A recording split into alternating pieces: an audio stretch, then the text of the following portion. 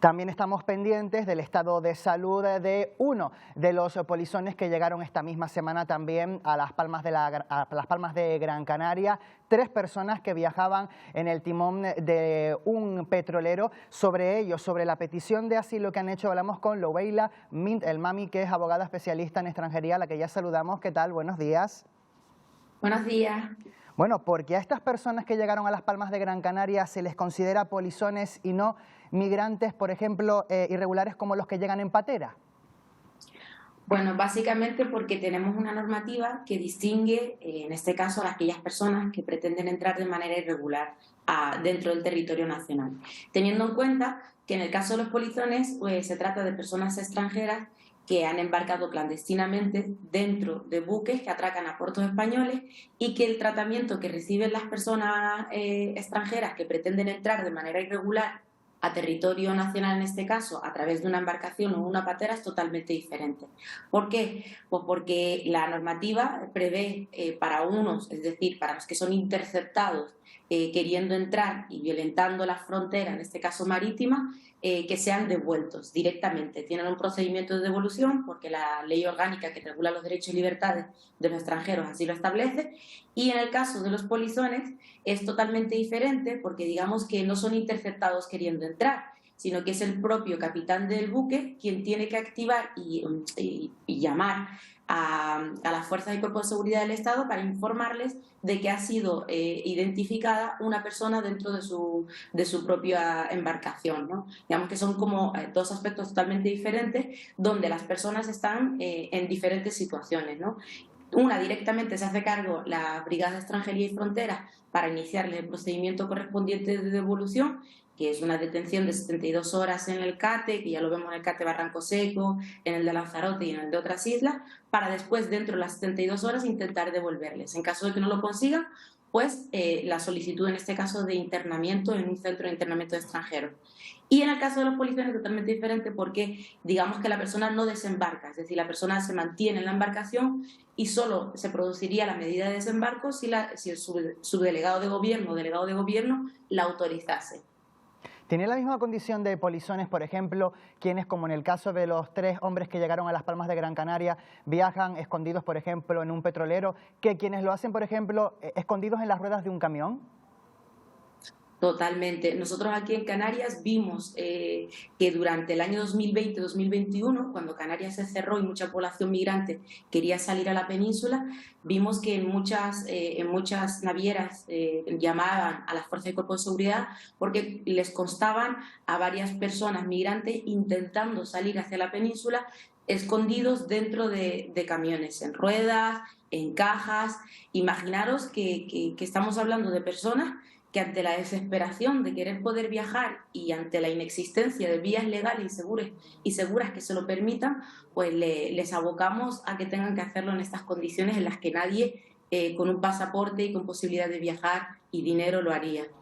Y si esas personas ocultas, por ejemplo, en las ruedas de los camiones se descubre cuando ya han llegado a tierra, suelo español, ¿también son polizones o son migrantes irregulares? Es diferente porque el tratamiento es totalmente diferente para que os hagáis una idea. En la normativa de extranjería distingue claramente diferentes posibilidades de entrada de manera irregular. Por un lado, es posible que tengamos a personas que clandestinamente se oculten dentro de unos camiones o dentro de que lo vimos también, un caso que fue muy sonado, en un avión y dentro de otros lugares, ¿no? Para poder transitar en una compañía aérea o bien marítima, de los que son interceptados queriendo entrar porque entran por vía marítima y de manera irregular. Es posible, y esto lo vivimos en Canarias, que se den personas que hayan entrado de manera irregular a través de una embarcación en una patera, cayuco o zodiac, y que después se le haya incoado el correspondiente procedimiento de devolución para ejecutarlo a su país de origen y a posteriori hayan sido encontrados pues bien clandestinamente dentro de un camión. Esta situación no tendría el mismo tratamiento que en este caso de los 3 jóvenes nigerianos que llegaron en este buque de manera clandestina queriendo entrar a puerto, ¿no? Ujú. Habría que distinguirlo, ¿por qué? Porque la propia normativa lo establece así, ¿no? Entonces, es complejo, porque la norma es compleja, y después también la práctica, ¿no? Que no todos los supuestos son iguales, y esto hay que tenerlo muy, muy, muy en cuenta. Es decir, no es lo mismo una persona que venga, que pueda tener puede estar en estado de salud grave, o puede tener algunas razones humanitarias claras, o puede ser solicitante de protección internacional, que otra que no, ¿no? No es lo mismo que venga una mujer en las mismas condiciones a que venga un menor o a que venga un adulto en régimen general. Esto Ujú. hay que tenerlo muy claro, porque aunque nosotros hablamos, en este caso, de manera general, pues son casos muy concretos que hay que individualizar y estudiar conforme a su entrada. Y una última cuestión, porque nos quedamos sin tiempo. Veíamos en un primer momento que estas 3 personas que llegaron a Las Palmas de Gran Canaria eran responsabilidad del petrolero, estaban obligados el petrolero a devolverlos a su país de origen. Estas personas han solicitado la condición de asilados, han pedido el asilo. ¿Qué requisitos tienen que cumplir las personas para solicitar esta condición de asilo?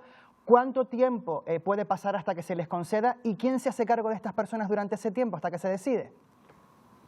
Generalmente suele realizarse todo el procedimiento. Lo que establece la instrucción es que se realice todo, tanto si solicita entrar como si solicita protección internacional. Todo este trámite se suele realizar directamente en el buque. Como los buques no tienen espacio ni posibilidad, la instrucción habla de que todo se tendría que hacer dentro de este espacio, y se le tendría que designar un abogado si no lo hace de manera particular. Ahí se activaría todo lo que establece la instrucción para formalizar la solicitud de protección internacional, darle asistencia letrada para la correspondiente, en este caso, rechazo de esa entrada. En estos supuestos, el trámite de asilo, de protección internacional, sería puesto fronterizo, que es lo que establece la Ley Reguladora del Derecho de Asilo. Lo que nos dice la directiva es que se tiene que registrar esa solicitud en un plazo máximo de 3 días. ¿Vale? Una vez que se registra esta solicitud, la Oficina de Asilo y Refugio tiene 4 días para contestar, a ver si admite a trámite o no esa solicitud, en una valoración inicial de esa entrevista que se realiza, y posteriormente, si se deniega o no, tendrá un plazo de 2 días para realizar reexamen. Hay que tener claro que todas estas entrevistas tienen que ser totalmente individualizadas, porque cada uno tiene unas circunstancias concretas. No tiene nada que ver el que está en el hospital y que va a formalizar en relación a esas circunstancias que el que pudo venir de otra zona en las mismas condiciones, ¿no? Hay que tener en cuenta, independientemente del plazo, de que en este concreto caso se ha autorizado el desembarco, es decir, no se hace ni en puerto ni es el buque quien se va a hacer cargo de esa asistencia. Por un lado, porque una de las personas se encuentra en el hospital y las otras 2 ya han formalizado su solicitud en la Brigada de Extranjería y Fronteras de la Jefatura Superior de Policía Nacional en Las Palmas. En este caso, quien se está haciendo cargo son diferentes abogados y de las distintas ONG. Por lo tanto, hay que coger toda la información con pinzas e individualizada. ¿Por qué? Porque no todos los casos de las personas extranjeras que entran de manera clandestina en buques se da el mismo tratamiento ni las mismas circunstancias. Hay personas que se han quedado en el buque y que no han salido porque no han formalizado su solicitud. Hay personas que sí han salido porque han formalizado su solicitud y han sido derivadas a ONG. Hay personas a las que la subdelegación de gobierno ha autorizado su desembarco, por lo tanto han sido trasladadas y se le han hecho la correspondiente derivación, dándole pues tratamiento conforme a la instrucción. Disculpe que la interrumpa, pero es que nos quedamos sin tiempo. Está resultando muy interesante la entrevista, pero ya sabe que el tiempo es oro en televisión. Lobeila Mint El Mami, abogada especializada en extranjería, muchas gracias por habernos acompañado esta mañana en Buenos Días Canarias. A ustedes, buen día.